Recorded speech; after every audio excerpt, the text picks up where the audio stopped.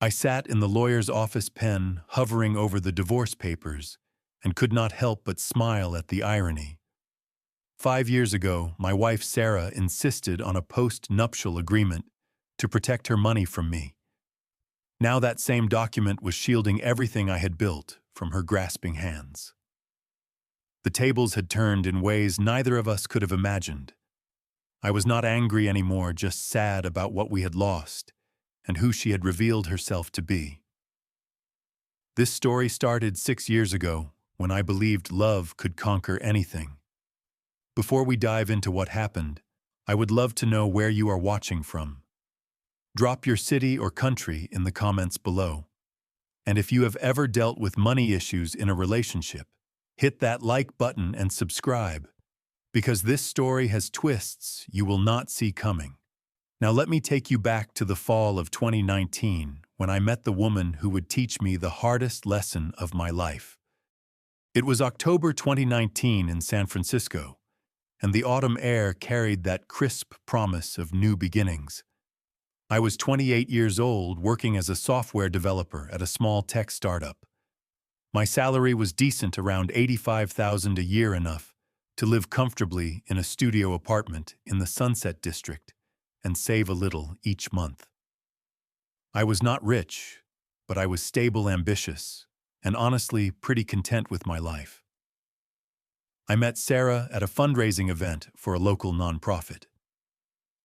My buddy Marcus had dragged me there, insisting I needed to get out more instead of spending every weekend coding personal projects. Sarah was 31, a marketing director at a Fortune 500 company, pulling in a salary well into 6 figures. She owned a stunning 2-bedroom condo in Pacific Heights, with bay views that took my breath away the first time I saw them. What struck me first was not her beauty, though she was undeniably attractive with her sharp features and confident posture. It was her intelligence, the way she commanded a room when she spoke about market strategies and consumer psychology. She made me want to be better, sharper, more ambitious. When she laughed at my jokes about debugging code at 3 in the morning, I felt like maybe I had something valuable to offer, despite our obvious differences in status. Our first year together felt like a fairy tale, or at least what I imagined a modern fairy tale looked like. Sarah paid for most of our dates because she insisted the expensive restaurants she preferred were her choice, not mine. We took weekend trips to Napa Valley, stayed in boutique hotels, where a single night cost more than my weekly grocery budget. I tried to contribute, but she would wave me off with a smile that I thought was generous at the time. Looking back, I can see the small comments that should have worried me. She would say things like, "I am treating you tonight," or "Let me get this one, I can afford it," with a tone that felt less like partnership and more like patronage. But I was in love, and love has a way of making you deaf to warning bells that ring softly in the distance. By late 2020, as the world adjusted to pandemic realities and remote work became our norm, Sarah and I grew closer out of necessity and proximity. We talked seriously about marriage, about building a life together. I got promoted to senior developer that fall, which came with a 30% raise. I felt proud, like maybe I was closing the gap between us, becoming more of an equal partner. Sarah started mentioning financial planning more frequently. Nothing aggressive, just casual comments about how important it was to protect assets and plan smartly for the future. I agreed without thinking too deeply about what she meant, and after all, I believed we were a team. Spring 2021 arrived with cherry blossoms and hope.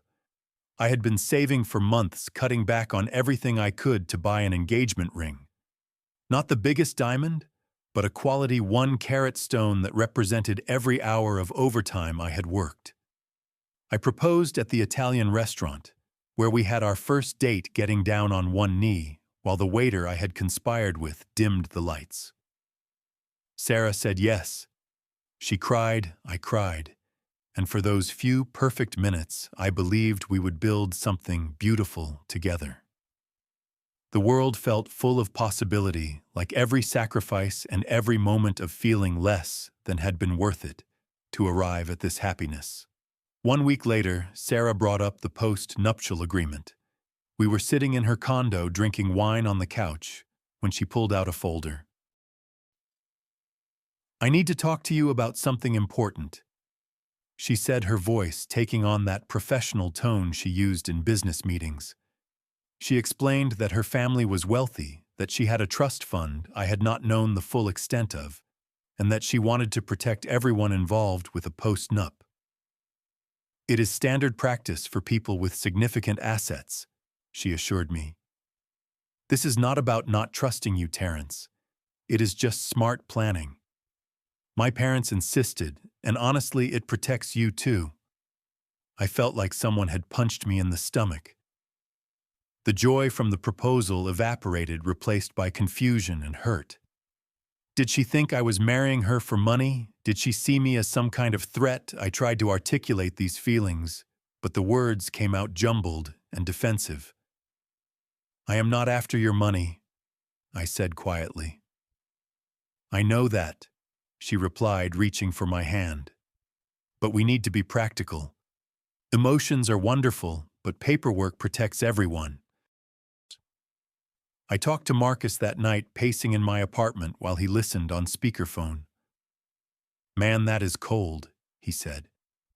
"But if you love her, maybe it is just a formality.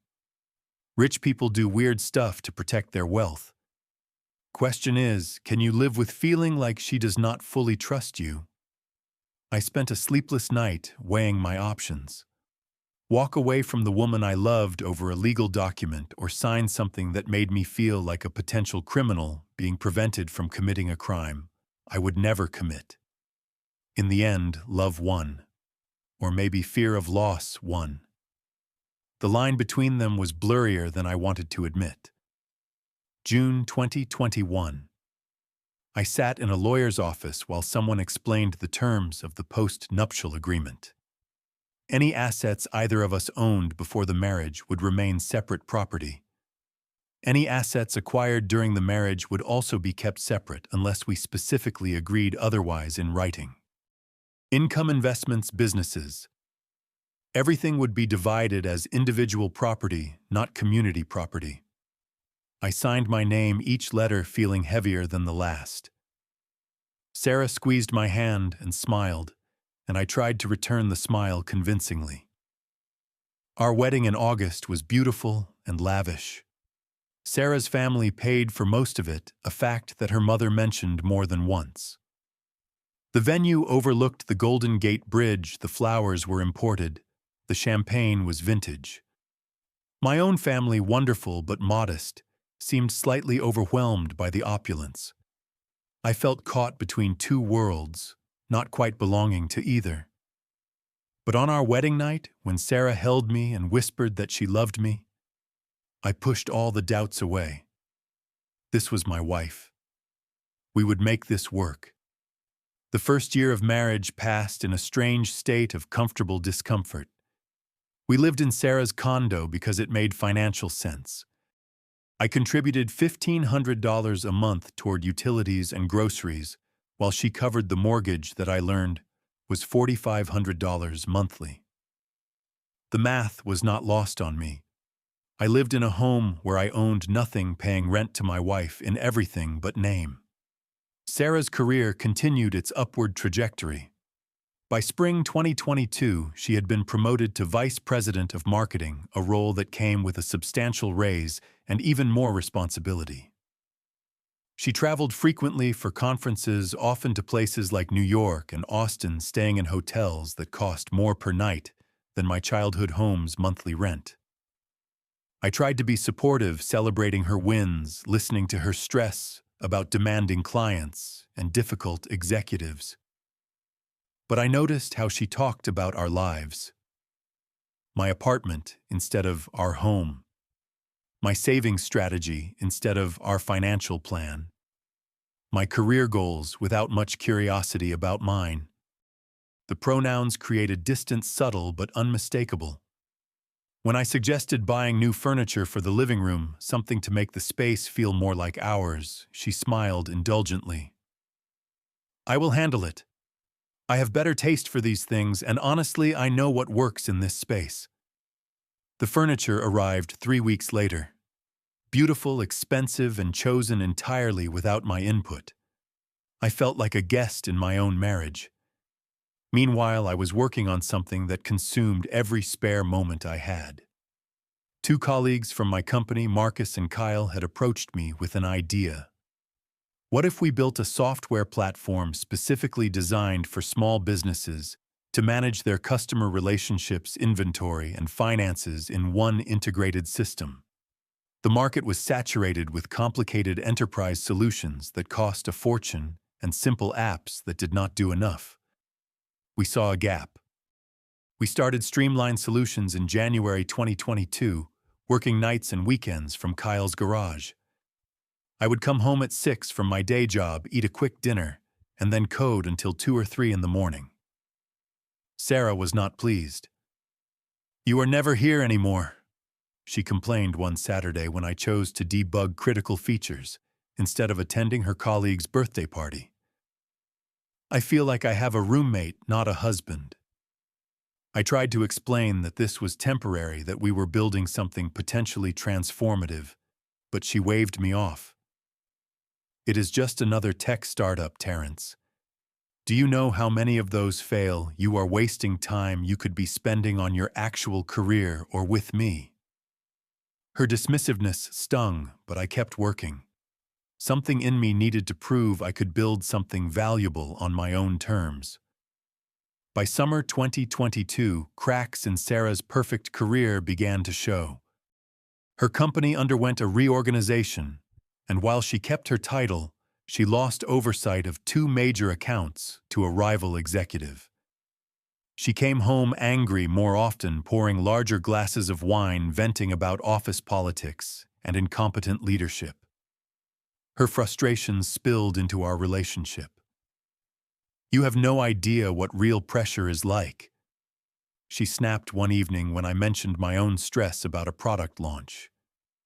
"Your little side project is not the same as managing a department with 40 people and a $20 million budget." I stopped sharing my work updates with her. What was the point when every achievement was minimized, every challenge dismissed? 2023 arrived with new tensions and surprising developments. Streamline Solutions launched our beta product in February. Within 2 months, we had 50 small businesses as paying customers. By June, that number had grown to 200. The revenue was modest, maybe $30,000 a month, but the trajectory was clear. We had built something people actually wanted. That summer, we secured our Series A funding, $2 million from a venture capital firm that believed in our vision. Marcus, Kyle, and I celebrated at a dive bar, too overwhelmed to afford the expensive champagne that seemed appropriate for the moment. I came home that night, buzzing with excitement, ready to share the news with my wife. Sarah was in the kitchen, laptop, open wine glass, half empty. When I told her about the funding, she looked up briefly. "That is nice," she said, her tone flat. "Congratulations." Then she returned to her screen. Nice. $2 million in funding, the validation of countless sleepless nights, and my wife thought it was nice. Meanwhile, her own career was unraveling in slow motion. Her biggest client, a tech giant that represented 30% of her division's revenue, chose not to renew their contract. The loss was blamed on Sarah's team, fairly or not. She did not get the promotion to senior vice president that she had been positioning for. Her mood at home grew darker, her drinking heavier, her comments toward me sharper. "Must be convenient," she said one night. Her words slightly slurred, "to play around with a startup while I am actually supporting this household." I looked around the apartment. That she never let me forget was hers thought about the Post-Nup that made sure I would leave with nothing if we divorced, and bit back a dozen responses. Fighting would solve nothing. By late 2023, our marriage existed in name only. We lived parallel lives in the same space, communicating in logistics and passive-aggressive observations. Sarah socialized with her corporate friends at expensive restaurants, while I worked on growing Streamline. We barely touched anymore, barely talked about anything meaningful. Then came 2024, the year everything truly shifted. January 2024 brought unexpected news. Streamline Solutions had caught the attention of larger investors. Our Series B funding round closed in March at $8 million. Our company valuation hit $40 million. I transitioned from part-time founder to full-time CEO with a salary of $250,000, plus significant equity. I was building an empire from nothing, and it was intoxicating and terrifying in equal measure. We hired a real office space in Soma, brought on 20 employees, and started landing enterprise clients that dwarfed our small business base. The kid who used to feel inadequate in his wife's shadow was now leading a company that industry publications were calling one to watch. Sarah, meanwhile, made the decision that would seal her fate. In April 2024, she quit her vice president position. She was going to start her own marketing agency. She announced tired of corporate bureaucracy and ready to build something herself. I thought about pointing out the irony, how she had mocked my entrepreneurial ambitions while planning her own, but I kept quiet. "Are you sure?" I asked, instead, trying to be supportive despite everything. "The market is tough right now. Maybe it is worth staying until you have more clients lined up." Her eyes flashed with anger. "I do not need your advice, Terrence. I have been in marketing for over a decade. I know what I am doing." She invested $200,000 from her savings and another $100,000 from her trust fund into launching Elevate Marketing Group. She leased an expensive office space in the financial district, hired 3 employees at salaries that made my eyes water, and threw a launch party that cost $40,000. I watched, said nothing, and hoped I was wrong about the warning signs I was seeing. I was not wrong. Sarah's agency was built on assumptions that did not match reality. She believed her corporate reputation would translate into immediate clients, but most companies already had established agency relationships or in-house teams. She overpromised results to the few clients she landed, then under-delivered when her small team could not execute at the scale she had pitched. She hemorrhaged money on unnecessary luxuries, believing that appearing successful would make her successful. By November, 8 months after launch, Elevate Marketing Group was drowning. Sarah had burned through all her startup capital and was dipping into personal savings to make payroll.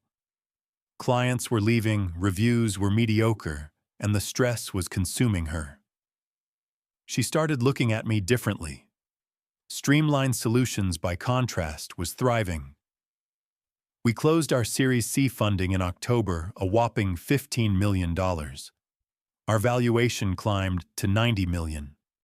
Industry analysts projected we could hit unicorn status within 2 years if growth continued. I was profiled in TechCrunch and invited to speak at conferences. The poor relation had become the success story. I never threw it in Sarah's face. I actually felt sorry for her, watching the panic in her eyes as her dream crumbled. I offered advice she did not want, connections she was too proud to use, and empathy she could not accept. December 2024, Sarah's agency officially shut down. She had lost everything she invested, plus accumulated $150,000 in debt from business loans and credit cards. Her trust fund, once substantial, was nearly depleted. She had to sell her designer handbag collection and jewelry just to make minimum payments. The woman who had insisted on a post-nup to protect her wealth from me was now broke while I was building an empire. The irony was not lost on either of us. That is when everything changed. January 2025 marked the beginning of what I now call Sarah's transformation.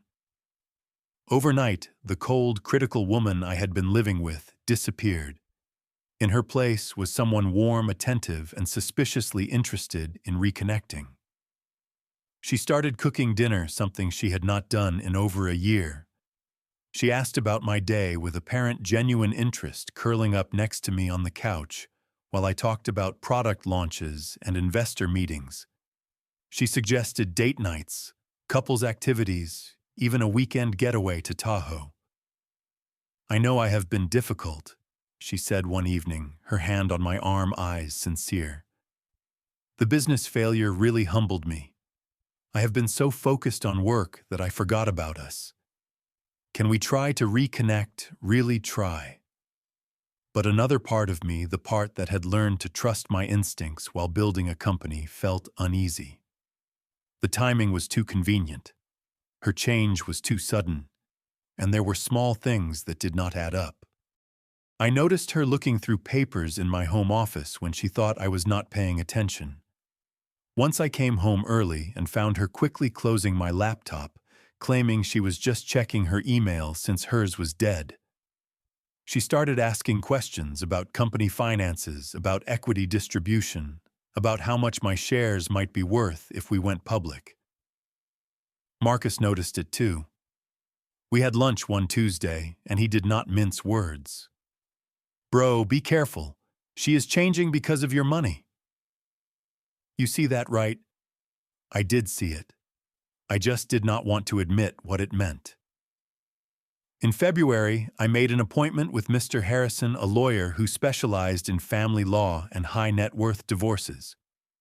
I brought him the post-nuptial agreement and asked him to review it to make sure I understood what it actually protected. Mr. Harrison was thorough. "This document is solid," he said after an hour of review. "Your business built entirely after marriage remains your separate property because of this clause here." He pointed to paragraph 7. "Any assets acquired during marriage through individual effort and not commingled with marital funds stay separate. Your wife's income was never invested in your company, correct?" "Correct," I confirmed. "I bootstrapped it with my co-founders. Her money never touched Streamline." "Then you are protected. Even in California with community property laws, this post-nup overrides the default. If you divorce, she has no claim to your business or its value." Relief flooded through me, followed immediately by guilt. Was I really planning for divorce, or was I just being prudent? Mr. Harrison's next words chilled me. "That said, watch out. I have seen spouses try to invalidate these agreements after the fact. They claim coercion fraud, or that circumstances changed so dramatically, the agreement is no longer fair. Document everything. Keep records of your separate finances, and if she starts pushing for you to change the post-nup or add her to company documents, do not do it." I left his office with a knot in my stomach. Something was coming. I could feel it. The confirmation arrived 1 week later in the most mundane way possible. I was looking for a charger in Sarah's desk drawer when I saw a folder marked "Personal Legal." I should not have opened it.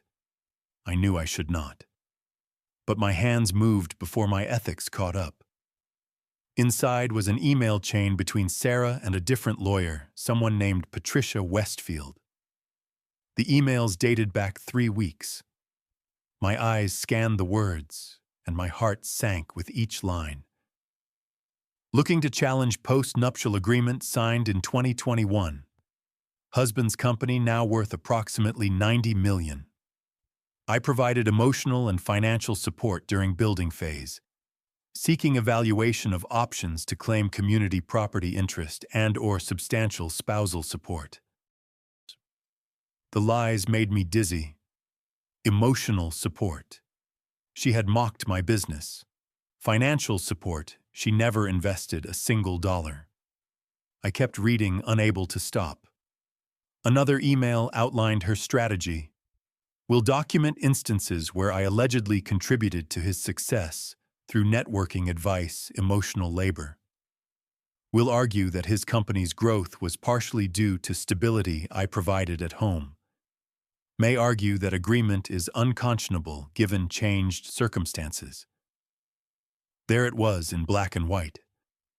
The woman I married was planning to rewrite our history, to paint herself as the supportive wife who sacrificed for my dreams, when the reality was the exact opposite. She was going to try to take what I built from nothing using lies and legal manipulation. I sat in her office for 20 minutes, the papers shaking in my hands, trying to process the depth of the betrayal. This was not just about money. This was about truth, about integrity, about everything I thought marriage was supposed to mean. When Sarah came home that evening, I was sitting at the kitchen table with the emails printed out in front of me. I did not say anything when she walked in. I just waited. She saw the papers, and her face went white. "Terrence, I can explain." "Please do." My voice was calm, which surprised me. "Explain how you are trying to steal my company by lying about our marriage." Her shock lasted maybe 5 seconds before defensive anger took over. "Steal? It is not stealing. We are married, community property. We have a post-nup that you demanded. Remember to protect your money from me. That was different. You had nothing then. So it is okay to protect your assets, but not mine." She tried a different tactic, tears forming. "I am desperate, Terrence. I have nothing left. I made one mistake with my business, and it destroyed me. You owe me something." "I owe you." I stood up, the calmness cracking. "I supported you. I encouraged you. You quit your job against my advice. You spent recklessly. You mocked my business until it succeeded. And now you think I owe you? I sacrificed for you." The tears were flowing now, but they felt manufactured. "I gave up my career to support your dreams." You are rewriting history, Sarah. Your emails literally say you are going to lie in court. You gave up nothing for me. You barely tolerated me until I had money worth taking. She crumbled, then collapsing into a chair, sobs racking her body. Part of me ached at seeing her so broken, but a larger part felt cold, protected by the truth I now fully understood. I called Mr. Harrison the next morning. "I need to file for divorce immediately." 2 days later, Sarah was served with papers at her friend's apartment where she had gone to stay. Her counterfiling came within a week, claiming emotional distress, demanding spousal support, and requesting a portion of my company's value based on contributions during the marriage. The legal battle lasted 4 months. Sarah's lawyer, Patricia Westfield, tried every angle. She brought witnesses who would testify to Sarah's alleged support, former friends who Sarah had coached on what to say. She argued that the post-nup was signed under duress, that I had pressured Sarah when she was vulnerable about our engagement. Mr. Harrison dismantled every claim methodically. He presented the post-nup with documentation showing Sarah had her own lawyer review it. He brought email evidence of Sarah dismissing and belittling my business. He showed that her company failure resulted from her decisions alone, with me offering help she refused. He demonstrated clearly that not $1 of her money had ever entered Streamline Solutions. The judge, a woman in her 60s with sharp eyes and no patience for deception, reviewed everything over 3 hearings. In the final session, she looked directly at Sarah. "Mrs. Terrence, I have reviewed your claims carefully. The post-nuptial agreement is clear, was entered into voluntarily with legal counsel, and remains valid.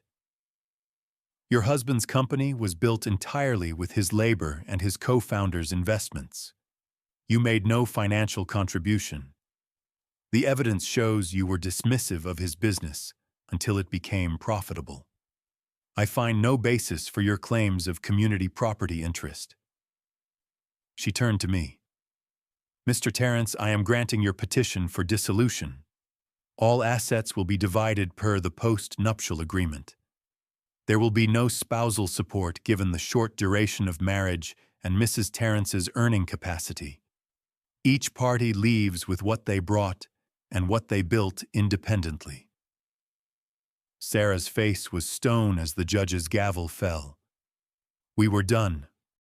The first night after the divorce was finalized, I sat in my new apartment in Russian Hill.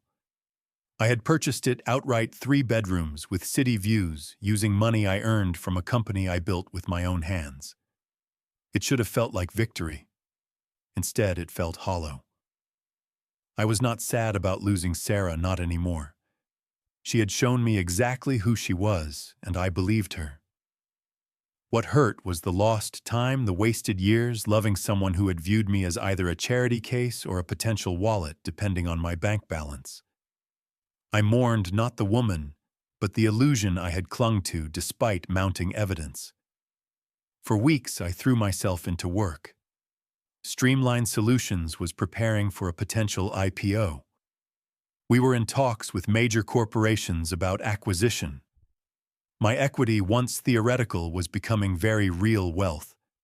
I attended meetings, made decisions, led my team, but a part of me felt numb to it all. Marcus and Kyle pulled me out of my office one Friday evening.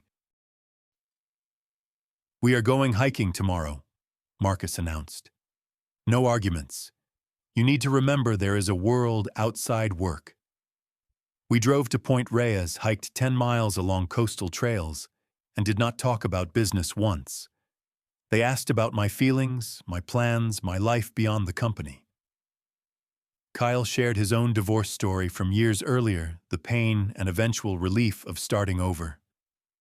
Marcus made terrible jokes until I laughed despite myself. Slowly, I started healing.